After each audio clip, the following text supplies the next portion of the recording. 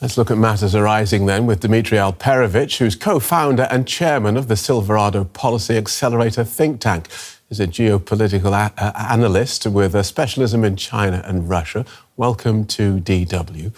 How quickly do you think the US pause in intelligence assistance to Ukraine will make itself felt?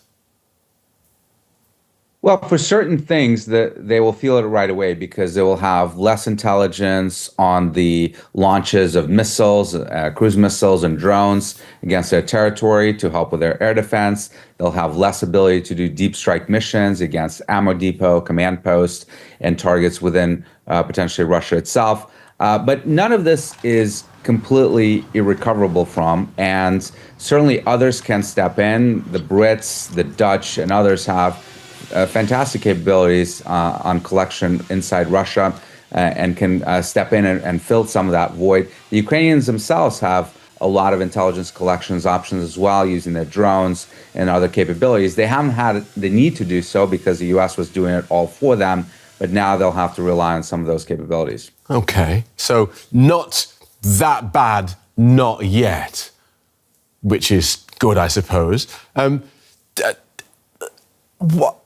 Surely this latest move from the United States, this adds to the idea that the US is no longer to be relied on. Do its partners in every sphere now have to check their contracts and start searching for new friends? Well, I think this is already happening. You're hearing from the incoming likely Chancellor Merz and President Macron and others saying that Europe has to wake up. We have to provide for our own defense. We can no longer rely on the United States. So some of those conversations are starting to happen. We're in the early stages of that. The key question will be, will the United States prevent the supply of weapons that the Europeans have bought, American weapons to Ukraine as well? Obviously, they can enforce export controls on that weaponry and prevent through licenses, prevent those transfers. So how far will the Trump administration go in trying to curtail U.S. defense? Is it just about, we are out of this fight, we will no longer provide aid ourselves, right, intelligence or military, but others can do it for them? And what do we know about Vladimir Putin's terms for peace? Well, I think ironically, all of these actions are actually emboldening Putin because he, I think, very clearly believes that he can achieve more on the battlefield. He thinks that these stoppages of aid and intelligence will help him achieve more in terms of capturing territory. And his maximalist demands, which have been maximalist even before this latest spat has occurred, have probably only solidified. And he is requesting not just the territory that he's got today and some sort of ceasefire.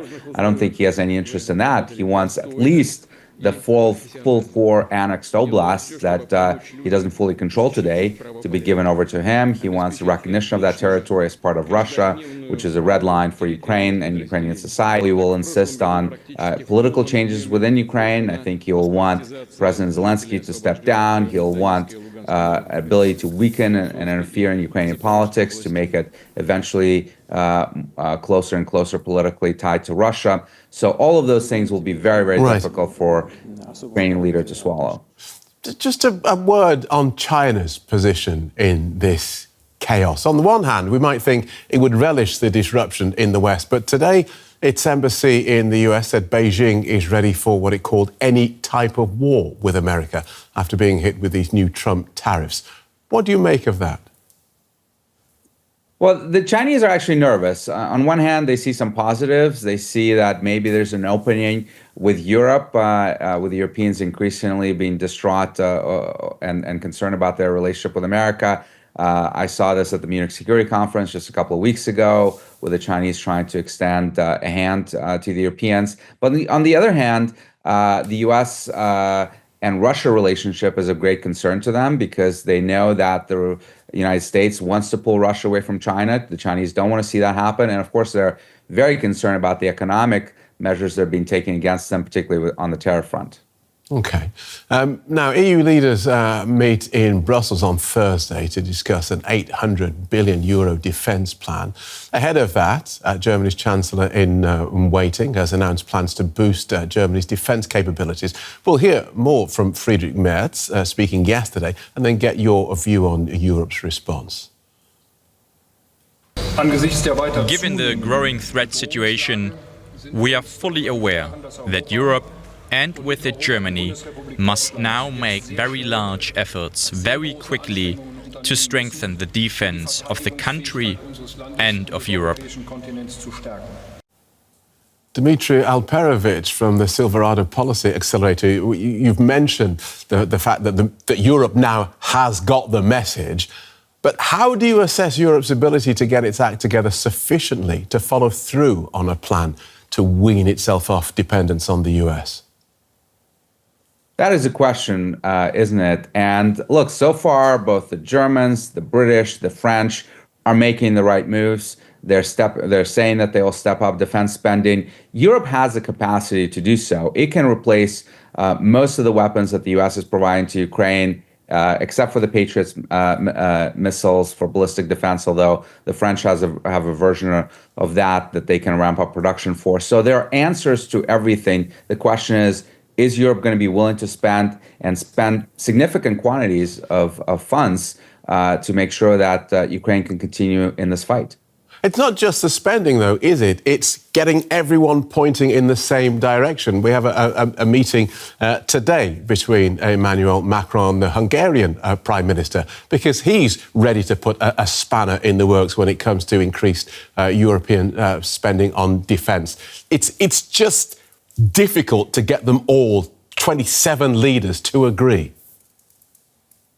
Yeah, I mean, it depends on what they're agreeing. Obviously, if Germany wants to ramp up its defense spending and France wants to do so, they don't need Viktor Orban's permission to do so. So a lot of this stuff they can do on their own. Germany, France, UK, Poland to some extent, and Italy are key to all of this.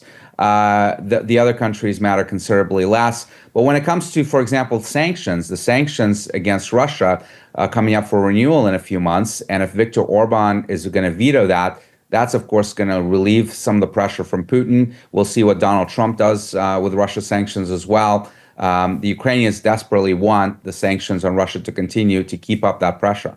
All right. Let's look ahead.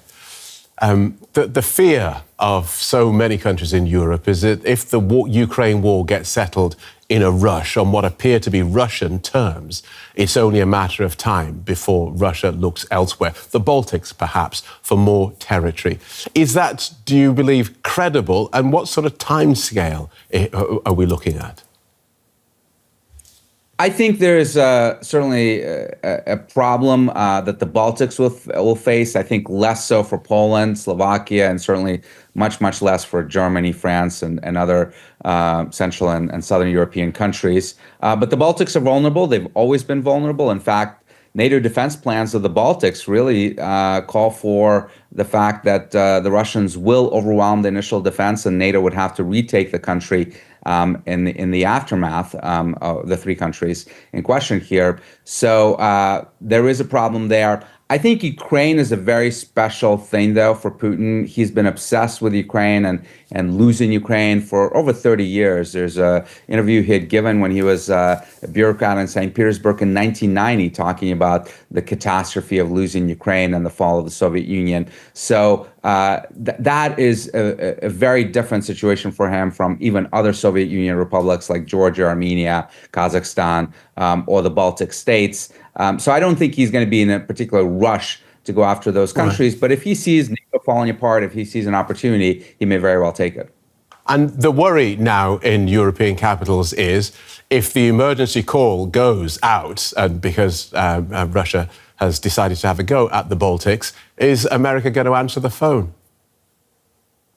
That's right. But frankly, even before Donald Trump, even before the tensions that you're seeing right now within NATO, that was already the case because, of course, we're facing the other problem the United States is with China and the potential conflict with China over Taiwan. And in any scenario where the United States is at war with China, its ability to do anything in Europe are going to be severely limited. So I've been telling my friends in Europe that they have to figure out how to do defense of the continent without America's help, regardless of the political will to support them from Washington, because we may not have the capability to do so.